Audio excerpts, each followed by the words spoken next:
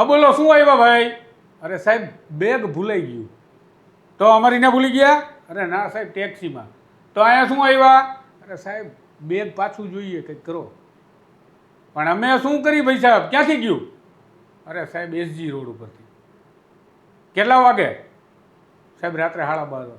એટલે એટલા વાગે તું ત્યાં શું કરતો હતો? આવું બધું તમે પોલીસ સ્ટેશનમાં સાંભળતા હશો. ઘણા બધાના આવા અનુભવો છે કે આપણે જ્યારે ચોરીની, ગુમ થઈ ગયાની કોઈ વસ્તુની ફરિયાદ લખાવવા જઈએ તો આપણને સારું લાગે કે આપણે આરોપી છીએ કે ફરિયાદી છીએ. પણ ચાઇનાની આજે વાત કરવી છે.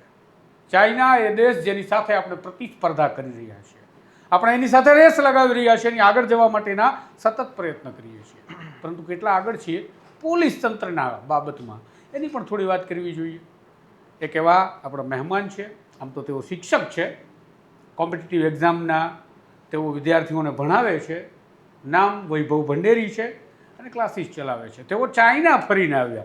એમને ચાઇનાથી એક રીલ મૂકી હતી, એ અમે જોઈ, અને પોલીસના બાબતમાંથી.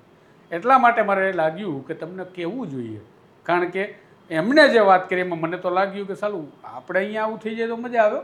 પોલીસને આપણે ભાંડવાનું બંધ જ કરી દઈએ, મહેમાનની જેમ રાખે. કેવું થયું તમારી સાથે ચાઇનામાં? શું થયું વૈભવભાઈ, અને કેવો અનુભવ પોલીસનો? નમસ્કાર તુષારભાઈ. લાસ્ટ વીકની અંદર હું કેન્ટન ફેર ત્યાં થઈ છે. વિશ્વનો લગભગ સૌથી મોટો ફેર હોય છે. એની વિઝિટ માટે હું ગયો હતો ચાઇના. તો એ સમયે જેવો કેન્ટન ફેરમાંથી બહાર નીકળો ને, એટલે ત્યાંથી ટેક્સીઓ નીકળતી હોય છે તમારે જે કોઈ લોકેશન ઉપર જવાનું હોય ત્યાં. તો મારે એક એશિયા ડિજિટલ માર્કેટ જવાનું થયું, એટલે સીધો મેં કેન્ટનમાંથી ટેક્સી લીધી અને સીધો હું ત્યાં જતો રહ્યો. પછી એશિયા ડિજિટલ માર્કેટમાં લગભગ હું આખો દિવસ રહ્યો. ટેક્સી તો મને ડ્રોપ કરીને જતી રહી હતી. હવે પોઝિશન એવી હતી કે જ્યાંથી હું ટેક્સીમાં બેઠો ને, તો તેની કોઈ ડિટેલ નહોતી, ટેક્સીની નહીં, ટેક્સી ડ્રાઈવરની નહીં. પછી જ્યાં ઉતરો ત્યાંય મારી પાસે કોઈ ડિટેલ નહોતી. કેશ મેં આપી દીધા. એટલે આપણે રસ્તામાં ટેક્સી ઊભી રાખી, ચાલ ભાઈ બેસાડ ને મૂકી જાય, જેવું સરળ. હા, એટલે એવી રીતના મેં ટેક્સીને કેશ આપીને જતું કરી દીધું. હવે મારી પાસે એની કોઈ ડિટેલ નથી. અને હવે હું જ્યારે સાંજે પહેલાં માર્કેટમાંથી બહાર નીકળો ને, એટલે એક ભાઈના હાથમાં મેં બેગ જોઈ, ત્યારે મને યાદ આવ્યું કે મારી ટ્રોલી બેગ ક્યાં છે. તો મારી ટ્રોલી બેગ ભૂલાઈ ગઈ હતી. એટલે નેક્સ્ટ ડે કેન્ટનના એક સિક્યુરિટી ગાર્ડને મેં કીધું કે હું ગઈકાલે અહીંયાથી ટેક્સીમાં બેઠો હતો અને મારી બેગ એ ટેક્સીમાં ભૂલાઈ ગઈ છે, હવે એ મારે પાછી લેવી હોય શું કરવાનું? મને કે તમે 5 મિનિટ ઊભા રહો. એટલે સીધી મને એક પોલીસની ગાડી લેવા આવી, લઈને મને પોલીસ સ્ટેશન લઈ ગઈ. આટલી ફેસિલિટી છે. અને પાછું એવું નથી કે ગઈ આવું તેવું. હા, ત્યાં મારા કલીગ્સ હતા, એ મને એવું કહેતા હતા કે મને કે છોડ દે ને, કે બેગ તો ગઈ, હવે એ ન મળે. એટલે મેં ટ્રાય તો કરવા દઉં કે શું થાય છે શું નહીં એમ. એટલે એ બધા તો એનો ફેર વિઝિટ કરવા માંડ્યા. પછી મેં ત્યાં સિક્યુરિટી ગાર્ડને કીધું ને, એટલે એને તરત એક કોલ કર્યો. તો એક ભાઈ આવ્યા, મને ગાડી લઈને સીધા જ પોલીસ સ્ટેશન લઈ ગયા. આટલી ફેસિલિટી છે. પછી પોલીસ સ્ટેશનમાં જેવા લઈ ગયા, એટલે આપણે કાંઈ નથી કરવાનું. એ તમને બેસાડશે, પાણીનું પૂછશે, ટ્રાન્સલેટર બોલાવશે. પછી પોલીસ ખુદ તમારી પાસે ફોર્મ લઈને આવે છે. આપણે કેમ એફઆઈઆર હોય, એનો 2 સ્ટાર ઓફિસર, મોસ્ટલી યંગ છોકરાઓ છે. સેન્ટ્રલી એસી આખા પોલીસ સ્ટેશન છે. મતલબ આમ જોવો ને તો ઘણી બધી સુવિધા હતી.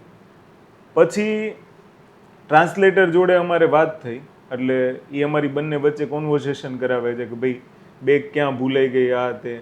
એટલે તરત જ એ લોકોએ ચેક કર્યું કે ભાઈ અહીંયાથી તમે બેગ મૂકતા દેખાવ છો, પણ બેગ કાઢી ક્યાંય લોકેશન અમારી પાસે નથી, એટલે તમારે જવું પડશે કે લોકલ. પછી અમે ગયા લોકલ. તો લોકલ પોલીસ સ્ટેશનમાં ગયા ને, તો ત્યાં એવો અનુભવ થયો કે તમે જાઓ છો તો તમને એ લોકો પહેલાં બેસાડે છે, પાણી પીવડાવે છે, પૂછે છે કે તમારે પાણી પીવું છે કે નહીં એમ. પછી માની લો ત્યાં ચાર્જિંગની વ્યવસ્થા છે, બધી વ્યવસ્થા અંદર, એટીએમથી માંડીને ટોટલી વ્યવસ્થા છે. પછી થોડીક વાર મને કે તમે થોડીક અમને વિગત આપો કે તમારી બેગ ક્યાં ભૂલાઈ ગઈ હતી. એટલે મેં કીધું આવી રીતના હું અહીંયા મારો ડ્રોપ પોઈન્ટ હતો અને ત્યાં ટેક્સીએ મને ડ્રોપ કરી દીધું. એટલે મને કે વાંધો નહીં, તમે થોડીક વાર બેસો. જેવો થોડીક વાર બેઠો ને, ત્યાં મને ફોટો બતાવી દીધો. મને કે તમારી ટેક્સી હતી. પછી ફરી પાછો મારો એક ફોટો પાડ્યો એક લેડીઝ ઓફિસરે આવીને. પછી મને કે તમારી બેગ હતી. એટલે આટલી હાઈટેક સિસ્ટમ છે, સેન્ટ્રલી એસી પોલીસ સ્ટેશન છે. પ્લસ કેવું છે કે આપણી જેવું નથી, કોણ પોલીસ સ્ટેશનમાં આવે, કોણ જાય, કોઈને કશી ખબર નથી. ત્યાં એક સિસ્ટમ કેવી હતી, મેં એક વસ્તુ જોઈ કે તમારા ઓફિસરને અગર અંદર પ્રવેશ કરવો છે, તો ફેસ સ્કેન કરવો કમ્પલસરી છે. ફેસ સ્કેન વગર અંદર કોઈની એન્ટ્રી નહીં થાય. આપણી ત્યાં તો ઘણી બધી વખત એવું બન્યું છે કે સરકારી કચેરીઓ સુધી ગાય પહોંચી ગઈ છે. અરે એના કરતાં મોટી વાત કે જ્યારે કોર્ટમાં કેસ થાય ને પોલીસ વિરુદ્ધના, ત્યારે એક જ જવાબ મોટા ભાગે મળે કે કેમેરા બંધ હતા, અંડર મેન્ટેનન્સ હતા, સર્વિસમાં હતા, ડીવીઆર વળી ગયું હતું. આ અલગ અલગ બહાનાઓ હોય છે. મતલબ કેમેરા છે એનો સદુપયોગ નથી કરી શકતા આપણે. મતલબ લગભગ હું તુષારભાઈને 1 કે 2 કલાક હઈશું, પણ એની પોલીસ પાસે કામ નહોતું. મને એવું લાગ્યું કે જાણે મેં પૈસા ભરીને સર્વિસ ન લીધી હોય. દાખલા તરીકે તમે મારી ત્યાં ક્લાસીસમાં આવો અને તમને પૈસા ભરો તો હું કેમ તમને પૂરેપૂરી સર્વિસ આપું, કોઈ મોકો જ ન આપું બાનું છોડવાનું, એટલી સર્વિસ હતી. અને હદ ક્યાં થઈ ગઈ ખબર છે કે હોટેલનો સ્ટાફ જે મારી જોડે ટેક્સી લઈને ફરતો હતો, મારી જોડે પોલીસ સ્ટેશન આવ્યો. પોલીસમાં કેવું છે, બહુ યંગ છોકરાઓ છે ત્યાં, અને એટલા એક્ટિવ છોકરાઓ છે, અને ટેકનિકલી નોલેજ ફૂલ છે એ લોકો પાસે. તો જેવી મારી બેગ મળી ને એટલે એને તરત જ પેલા ટેક્સીવાળાને કોલ કરી દીધો. એ કે તું જ્યાં પણ હોય ને ત્યાંથી કે આ લોકોની બેગ આપી જા, કારણ કે ફોરેનરની બેગ છે અને એ મિસિંગ ન થવી જોઈએ. એટલે જેવો એ ભાઈ સાઉથ વેસ્ટ રેલવે સ્ટેશનમાં હતો ત્યાંથી એ બેગ આપવા આવ્યો. અને બેગ આપતી વખતે એ મને શું પૂછે છે ખબર, તમે કે પરફેક્ટલી ચેક કરી લો કે મેં આમાં કશું કર્યું નથી. એટલું થઈ ગયા પછી જે લોકો આપણી જોડે આવે છે કે આપણી જોડે આખો દિવસ ફરે છે એને આપણે કાંઈક તો આપવું કે નહીં. આપણે કેમ અહીંયા 200-500 રૂપિયા આપીએ, એવી રીતના મેં 200 યુવાન ઓફર કર્યા. એણે ના પાડી દીધી. એ કે અમે આ નહીં લઈએ. અને ઇવન પૂછે છે આપણને ત્યાંના કે ભાઈ તમને ચાઇના સુરક્ષા કેવી લાગી. એટલે ત્યાં કેવું છે, ફોરેનર ફર્સ્ટ પોલિસી ઉપર કામ થાય છે. એ લોકોને ખબર છે કે આપણું સેલિંગ કોના ઉપર છે, ફોરેનર પર. તો ફોરેનરને અગર કોઈ ઇસ્યુ આવશે તો આપણું સેલિંગ અટકશે. અને ત્યાં કેવું છે, નૈતિકતા લોકોમાં અને અધિકારીઓમાં બેય છે, અને આપણી ત્યાં એના કરતાં ઉલટું છે. અમુકને બાદ કરી નાખો તો કોઈનામાં નૈતિકતા છે નહીં. કારણ કે આજે બધાને કેવું છે, અંદરથી મોરલ કરપ્શન થઈ ગયું છે. દાખલા તરીકે કોઈ પણ બાબત જોઈ લો તમે, કે એકને હેલ્મેટ પહેરવું નથી અને બીજાને દંડ લેવો નથી, એના લીધે કરપ્શન થાય છે. બેયને સામસામે થાય છે. ન્યાય એવું નથી. ત્યાં 90% વાહનો ઇલેક્ટ્રિક છે, 90% ઉપર કોઈ રૂલ્સ તોડતું નથી. અને આપણી ત્યાં કેવું છે કે રૂલ્સ તોડવા માટે ફરિયાદો થાય કે ભાઈ અમે તો આ સિગ્નલ ફોલો નહીં કરીએ, અમે તો આ નહીં કરીએ. એટલે આપણને લોકોનો પણ એટલો જ વાંક છે ભારોભાર જેટલો પોલીસનો છે. હા, એટલે મતલબ લોકોએ અગર માન લો કે આપણે ચાઇનાને ક્રોસ કરવું છે તો આપણે પહેલા નૈતિક બનવું પડશે. પહેલો મુદ્દો આ છે. એવું નહીં કે આપણે પછી મજા આવે એ કરીએ.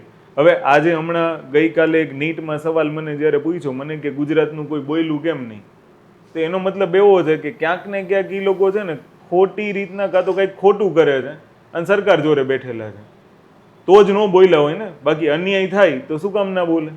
એટલે એવી રીતના ત્યાં કેવું છે કે ભલે ત્યાંય હશે, આપણે એવું નથી કહેતા નહીં હોય, કદાચ આપણી પહોંચ ત્યાં સુધી ના પણ બની હોય, પણ મોસ્ટલી મેં જોયું કે પ્રજામાં નૈતિકતા વધારે છે.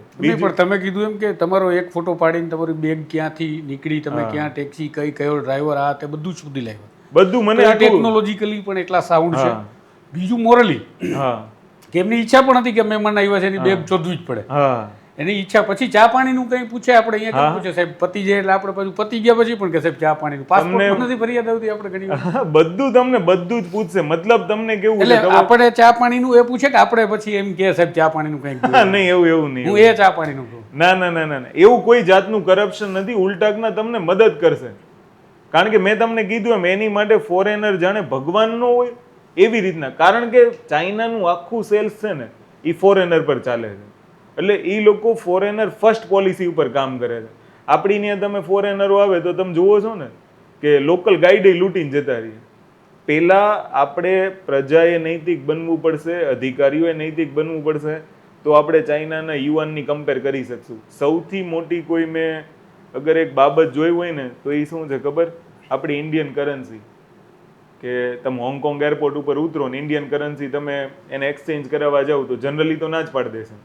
ચાઇનામાં મને એવો એક્સપિરિયન્સ થઈ ગયો કે તમે એને ઇન્ડિયન કરન્સી આપો તો જનરલી અમુક લોકો ના પાડી દે છે. એને જોઈએ છીએ ડોલર, અને એની ત્યાં ડોલર સામેથી ચાલીને જવાનું કારણ એક જ છે કે ત્યાં નૈતિકતા છે. હવે ચાઇનાના નામે કોઈક આપણા ડુપ્લિકેટ કરી જતા હોય તો વસ્તુ કોણ છે? બાકી કેન્ટન ફેરની અંદર જે પ્રોડક્ટની ક્વોલિટી જોઈ છે એ પ્રોડક્ટની ક્વોલિટી ખરેખર યુરોપિયન માર્કેટ માટે છે. અને આપણી ત્યાં કેવું, ત્યાં તમે કદાચ કોઈ વસ્તુ લેવા જશો ને તો એમ કહી દેશે કે આ ડુપ્લિકેટ છે. એટલે ટૂંકમાં જે વાત જે તમે કરો છો એ એક તો નૈતિકતા અને પોલીસની કામગીરીની દાનતની છે. હા, એટલે આપણે સામાન્ય રીતે ભારતની સ્થિતિની ભારતની કે ગુજરાતની પરિસ્થિતિ જોઈએ છીએ પોલીસની કેવી છે. શરૂઆતમાં જ મેં તમને કીધું, આપણે પોલીસ સ્ટેશનમાં જાય ત્યારે પહેલાં તું શું આવ્યો, તું ત્યાં શું કરતો હતો, આટલા વાગે તારે ત્યાં શું લેવા દેવા હતા ભાઈ. અરે ભાઈ સાહેબ, બેગ ખોવાઈ ગયું પહેલાં એનું કરો. અને આપણે તો જે આટલું કામ કર્યું હોય ને તો રીલ્સ આવે, ફલાણા ફલાણા મહેરબાન અધિકારી શ્રીએ ટેકનિકલ સર્વેલન્સ અને હ્યુમન સોર્સ, આ બે નામ પ્રજ્ઞાત હોય દરેક પ્રેસ નોટમાં, એની મદદ વડે ચક્રો ગતિમાન કર્યા અને 10,000 રૂપિયાની સુટકેસ શોધી લાવ્યા અને પરત એના માલિકને આપી પોલીસ અને પ્રજા વચ્ચેનો સુરક્ષિત સંબંધ બતા. તમે વિચારો તો ખરા, 10,000ની બેગમાં તમે રીલું મૂકો. ચાઇનામાં તમારી રીલ બનાવી હતી નહીં, આપણે ત્યાં પાછા શૂટે કરાવ્યો કે હું આભાર માનું છું ફલાણા ફલાણા અધિકારી ફલાણા ફલાણા પોલીસનો કે અમારી બેગ આવી ગઈ ને અમને તો બહુ, પણ આખો દી કાઢી નાખે, ફીણ આવી જાય મોઢે. એ 5 ફોન કર્યા હોય ત્યારે, બાકી તેમ કે અરજી આપી દે જોઈ લઈશું, એવી અરજીઓ જ પડી રહી છે. એટલે મારો તમને સીધો છેલ્લો જ સવાલ એ છે કે આ પ્રકારની સ્થિતિમાં તમને ત્યાંની પોલીસમાં એવું લાગ્યું કે પોતાનું PR કરે ને આ કરે ને એવું બધું તમારું કામ કર્યા બાદ? નહીં, એવું તો ત્યાં નથી. ત્યાં એક જ વસ્તુ મેં અનુભવી કે એ લોકોને તમારું જે પ્રોબ્લેમ છે ને શોર્ટ આઉટ કરવામાં વધારે ઇન્ટરેસ્ટ છે. તમે ચાહે ગમે એ કરો, એને મતલબ એટલો જ હતો કે તમને તમારી બેગ મળી જવી ઓલા બોર્ડ માર્યા હોય ને કે નહીં, ખિસ્સા કાચુથી સાવધાન ને નહીં, એવું કશું એવું કંઈ નહીં. અરે હાઈટેક પોલીસ સ્ટેશન છે. હું તો એવું જ ઈચ્છું છું કે આપણું નવું કોઈ પણ પોલીસ સ્ટેશન બને ઈ મોડલ ઉપર બનવું જોઈએ. એવું મોડલ ફરજિયાત હોવું જોઈએ જ્યાં, હવે તમે એક વસ્તુ સમજો, આપણી ત્યાં પોલીસ સ્ટેશનમાં તમે જાઓ જનરલી, એટલે આપણે એન્ટર થયા એટલે પહેલા બેઠા હોય PSO, તો ત્યાં એવું હોય છે PSO બેઠા હોય. પણ આપણે તમે આખા પોલીસ સ્ટેશનમાં અંદર આટો મારી શકો, ઉપર જઈ આવો, તમને કોઈ રોકવા વાળું છે? ત્યાં એવું નથી. ત્યાં PSO થી આગળ જવાની પરમિશન કોઈ પાસે નથી. જે અધિકારી છે એ પોતાનો ફેસ સ્કેન કરશે પછી જ દરવાજો ખુલશે, અધરવાઇઝ નહીં ખુલે. જેટલી વાર અવજા કરે ને એટલી વાર ફેસ સ્કેન થશે, નકર નહીં. આપણે થોડાક આગળ ને, કારણ કે આપણી પાસે access SCP DCP CP PI બધાને મળવાનો, એ બાબત સારી છે. કારણ કે જનસંવાદ જો અધિકારીઓ ડાયરેક્ટ નહીં કરે તો પછી આપણે અહીંયા PSO ને બધું કહી દીધું કે તમે જંપાડ લ્યો આગળ જવાનું છે તો ફીટ આવી જાય મોઢે.